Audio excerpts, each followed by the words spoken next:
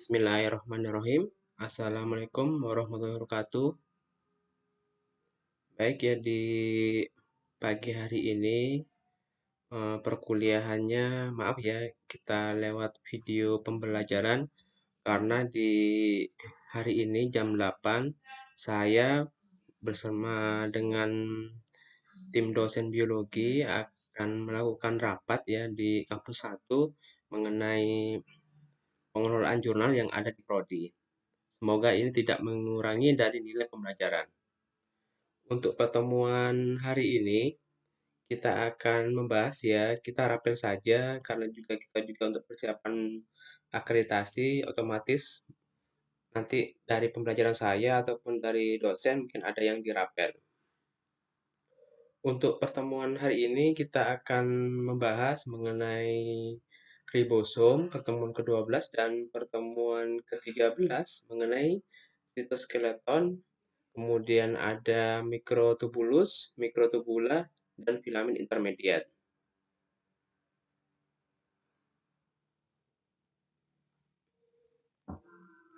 Untuk ribosom itu sendiri, pengertiannya, dia itu merupakan partikel yang padat terdiri dari ribonukleoprotein.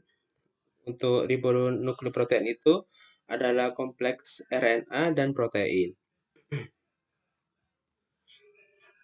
Ribosom ini ada yang tersebar secara bebas di dalam sitoplasma dan ada juga yang melekat pada permukaan luar dari membran retikulum endoplasma. Ribosom ini adalah organel yang memungkinkan terjadinya sintesa protein ataupun penghasilan protein. Untuk diameter ribosom itu sekitar 20 nanometer serta terdiri atas 65% RNA ribosom, rRNA, dan 35% protein ribosom. Disebut juga ribonukleoprotein ataupun rRNP. Ribosom ini tugasnya untuk menerjemahkan messenger RNA, mRNA untuk membentuk rantai polipeptida ataupun protein menggunakan asam amino yang dibawa oleh tRNA, transfer RNA, pada proses translasi atau penerjemahan protein. Kemudian struktur ribosom itu, tiap ribosom itu terdiri dari 2 subunit yang berbeda ukurannya. 2 subunit ini akan saling berhubungan dalam suatu ikatan yang distabilkan oleh ion magnesium. Ini adalah subunit kecil dan subunit besar dari ribosom, dan bagian yang besar bagian terbesar dari ribosom ini, dia itu terdiri dari protein 23 sRNA dan 50% itu protein ribosom. Sedangkan bagian yang kecil itu di atas itu terdiri atas protein 16 sRNA dan kurang lebih 20% protein ribosom. Jadi antara subunit kecil dan subunit besar ribosom itu dia akan membawa masing-masing proteinnya membentuk suatu rantaian polipeptida. Nanti ada susunan basa nitrogennya ATGC. Kemudian dari pasangan basa nitrogen itu akan saling bersesuaian dengan pasangannya itu. Nanti dia itu setelah menjadi suatu rangkaian yang sama, dia itu nanti akan menjadi suatu rangkaian polipeptida yang akhirnya terbentuk suatu protein untuk disalurkan ke sel-sel lainnya. Letak ribosom ini ada dalam sel. Ribosom ini terseksi di dalam sitosol ataupun terikat pada retikulum endoplasma kasar ataupun pada membran. Nah, di sini bisa dilihat itu kenampakan ribosom pada permukaan luar. Pada bagian dalam kantongnya, sisterna itu terdapat protein yang baru disintesis ataupun diproduksi. Struktur detail ribosom itu tidak tampak ini pada gambar seperti ini. Dan ribosom itu kelihatannya seperti bola yang tidak teratur pada sisi luar membran dari retikulum endoplasma. Kemudian fungsi ribosom itu fungsinya yakni untuk melakukan sintesa protein ataupun penghasilan protein, dan proses sintesa ataupun penghasilan protein itu meliputi DNA. DNA maksudnya ini adalah replikasi DNA. Replikasi DNA itu artinya terjadi penggandaan diri ataupun perbanyakan diri, dan biasanya itu prosesnya melalui mitosis. Dan mitosis itu adalah pembelahan sel. Kemudian setelah terjadi penggandaan DNA, DNA itu akan ditranskripsi ataupun dipecah. DNA yang bentuknya itu rantai ganda menjadi rantai tunggal dan akhirnya terbentuk RNA. Kemudian RNA itu akan masuk ke ribosom, ribosom subunit kecil ke subunit besar ribosom, dan akhirnya diterjemahkan bentuk-bentuk protein yang belum jelas itu menjadi suatu rangkaian protein yang fungsional dan akhirnya dia itu protein itu akan berfungsi untuk membentuk organ-organ tubuh. Ini adalah gambaran dari asam amino dan struktur kimianya seperti ini. Ada susunannya, ada oksigen, ada karbon, ada hidrogen, kemudian ada unsur lainnya H2N. Ini adalah DNA. Nah, jadi di sini bisa dilihat itu, saya jelaskan dulu ya. DNA itu adalah rantai double helix berpilin yang terdiri atas polinukleotida, fungsinya sebagai pewaris sifat dan sintesa protein. Jadi DNA itu akan mewariskan sifat dari indukan ke anakannya, sama persis, baik itu perawakannya ataupun perilakunya. Kemudian struktur DNA, deoksiribonukleik acid itu susunannya ada gula 5 karbon, itu disebut dengan deoksiribosa. Kemudian ada gugus fosfat itu yang membentuk ini suatu ini seperti rantai ya yang saling terhubung.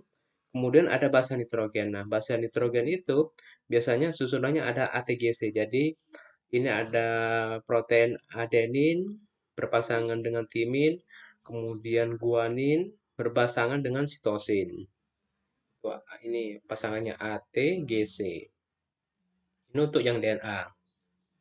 Kemudian setiap pasangan basa nitrogen itu biasanya diikat melalui ikatan hidrogen. Itu bisa dilihat. Kemudian setelah replikasi DNA biasanya akan terjadi transkripsi. Transkripsi ini adalah pencetakan mRNA, messenger RNA, kode oleh DNA, DNA template atau DNA sen dengan menggunakan enzim RNA polimerase. Adanya enzim RNA polimerase ini akan menyebabkan rangkaian double helix dari DNA itu akan sebagian akhirnya menjadi terbuka. Akibatnya basa-basa pasangannya itu yang menyusun adenin pada RNA dan seterusnya. Hasil penyusunan RNA itu yang sudah jadi akan meninggalkan inti. Jadi DNA yang bentuknya tadi ini double helix seperti ini, dia itu akan terpisah menjadi dua bagian. Kemudian bagian satu itu dia akan meninggalkan yang lainnya, kemudian masuk ke bagian ribosom dan di ribosom itulah yang disebut dengan RNA. Nah, di ribosom itu nanti akan bertemu antara pasangan ini, salah satunya itu dengan pasangan lainnya sehingga membentuk susunan ATGC kembali. Dan akhirnya terbentuklah ini organ yaitu pelaksana sintesis protein pada ribosom. Kemudian ini ada RNA, molekul RNA itu mempunyai bentuk yang berbeda dengan DNA. RNA itu memiliki bentuk pita tunggal dan tidak berpilin. Kemudian susunan RNA itu terdiri atas gugus fosfat, sama ada gugus fosfatnya juga itu P. Kemudian ada gula pentosa, gula ribosa. Jadi pada DNA itu gulanya deoksiribosa, sedangkan pada RNA gulanya itu ribosa. Kemudian ada basa nitrogennya juga. Di situ ada guanin, urasil, adenin, dan sitosin. Untuk timin pada RNA itu sudah diganti dengan basa urasil. Kemudian setelah transkripsi, akhirnya protein itu yang belum matang akan ditanerasi pada proses tanerasi. Kode pada RNA ini akan terbaca oleh ribosom dengan dibantu oleh tRNA yang terdapat di dalam sitoplasma. tRNA ini akan datang untuk membawa asam amino yang sesuai dengan kode yang dibawa RNA tersebut. Kemudian tRNA ini akan bergabung dengan RNA yang sesuai dengan kode pasangan basah. Jadi ada messenger RNA pada subunit kecil ribosom, kemudian juga ada tRNA pada subunit besar dari ribosom, itu keduanya akan saling berpasangan seperti ini.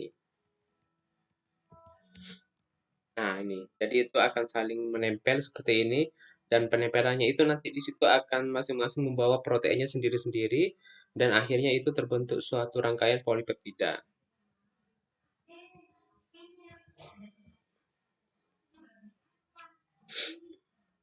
Kemudian tRNA itu akan bergabung dengan RNA yang sesuai dengan kode pasangan basanya.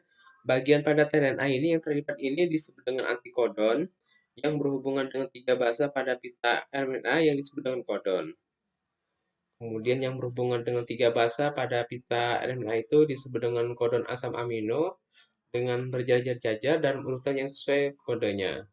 Dari hal ini akan terbentuk protein yang fungsinya sebagai enzim mengatur metabolisme dalam sel dan juga untuk reproduksi, baik itu reproduksi pembelahan sel ataupun reproduksi lainnya. Dan untuk kodon ini biasanya kodon asam amino itu terdiri dari ini ya, terdiri dari tiga basa nitrogen dari A, T, G, C. Nah, coba saya lihat lagi. Nah, ini bisa dilihat ini cara pembuatan protein. Jadi, kodon asam amino itu satu pasangan itu ada tiga macam basa nitrogen. Misalnya tiga basa itu adenin, adenin, adenin itu berpasangan dengan timin itu di bawahnya itu. Ini mungkin gambarnya kurang jelas. Kemudian ada basa nitrogen GCT, ini guanin, sitosin, timin. Dia itu berpasangan dengan sitosin, guanin, dan adenin dan seterusnya. Kemudian ini ini ada PAT itu adalah basa nitrogen yang dibawa subunit kecil ribosom berpasangan dengan subunit besar ribosom dan akhirnya terbentuk seperti ini. Nah, ini suatu rangkaian polipeptida yang sudah terbentuk. Nah, itu di situ sudah terbentuk rangkaian PAT itu artinya dia itu sudah terbentuk polipeptida.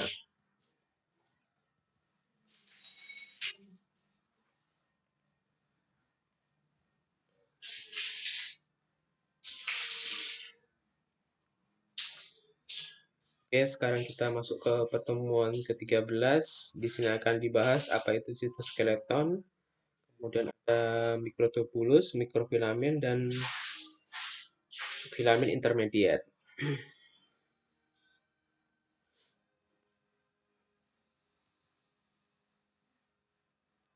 Untuk sitoskeleton itu sendiri, dia adalah kerangka sel ataupun jaring berkas-berkas protein yang menyusun sitoplasma eukariot. Jadi itu sitoskeleton itu hanya terdapat pada organisme eukariota ataupun organisme tingkat tinggi. Jadi pada organisme prokariota itu tidak ada. Jaring-jaring ini terus terdiri dari tiga tipe dasar, yaitu mikrofilamen, filamen aktin, mikrotubulus, dan filamen perantara. Dengan adanya sitoskeleton itu, sel dapat memiliki bentuk yang kokoh, dia juga bisa berubah bentuk, mampu mengatur posisi organelnya, kemudian berenang serta merayap di permukaan. Kemudian fungsi sitoskeleton itu sendiri, dia itu memberikan dukungan mekanis dan mempertahankan bentuk sel, penempatan berbagai organel sel, dan pergerakan materi-materi dan organel dalam sel, pergerakan sel untuk motilitasnya, tempat pelekatan messenger RNA, dan membantu translasi penerjemahan messenger RNA, komponen penting dalam pembelahan sel. Ini keberadaan sitoskeleton pada pada selnya itu. Jadi bisa dilihat itu bentuknya seperti ini semuanya dari sitoskeleton itu. Jadi di sitoskeleton itu biasanya dia itu terdiri dari serabut filamen aktin, kemudian ada filamen antara, tadi apa lagi ya, dan mikrotubulus itu.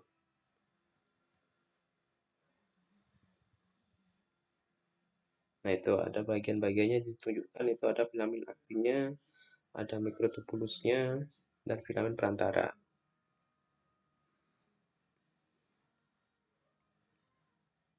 Jadi ini bisa dilihat itu. Nah, ini ada sitoskeleton itu ada ya yang bentuknya itu memanjang, itu filamen aktinnya, kemudian ada filamen antaranya itu bentuknya seperti ini. Ada semacam bundaran-bundaran dan ada bagian juga yang disebut dengan mikrotubulus. Untuk mikrofilamen, ini adalah rantai ganda protein yang saling bertaut dan tipis, terdiri dari protein yang disebut dengan aktin dan miosin pada otot, dan mikrofilamen ini berdiameter antara 5 sampai 6 nanometer. Mikrofilamen ini berperan dalam pergerakan sel dan peroksisom ataupun pada badan mikro. Kemudian untuk mikrotubulus atau mikrotubula adalah tabung yang disusun dari mikrotubulin, bersifat lebih kokoh dari aktin. Mikrotubulus ini mengatur posisi organel di dalam sel. Mikrotubulus ini memiliki dua ujung, ujung negatif yang terhubung dengan pusat pengatur mikrotubulus, dan ujung positif yang berada di dekat membran plasma. Organel ini dapat meluncur di sepanjang mikrotubulus untuk mencapai posisi yang berbeda dalam sel, terutama saat pembelahan sel. Kemudian fungsi mikrotubula yaitu memberi bentuk dan mendukung sel, mengatur posisi organel di dalam sel, sebagai jalur yang dapat digunakan organel yang dilengkapi dengan molekul motor untuk dapat bergerak, kemudian pergerakan kromosom dalam pembelahan sel. Dan mikrotubula ini berguna dalam pembentukan sentriol, flagella, dan cilia. Sekarang ke filamen intermediate. Filamen intermediate ini tersusun atas 4-5 protofilamen yang tersusun melingkar, bersifat liat, stabil, dan tersusun atas protein fibrosa.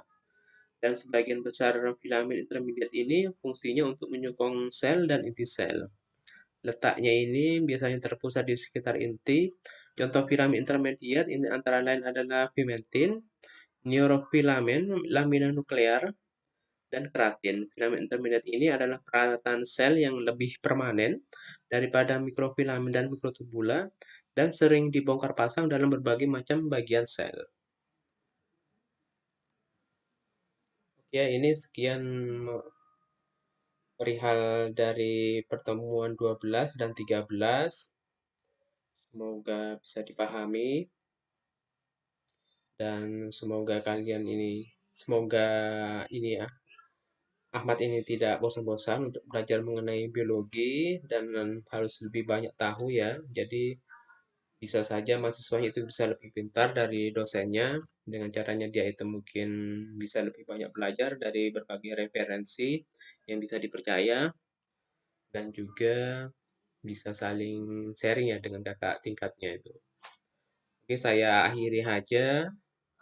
Maaf, mata kuliah hari ini kita secara video pembelajaran, dan semoga bermanfaat. Baik, saya akhiri. Terima kasih. Assalamualaikum warahmatullahi wabarakatuh.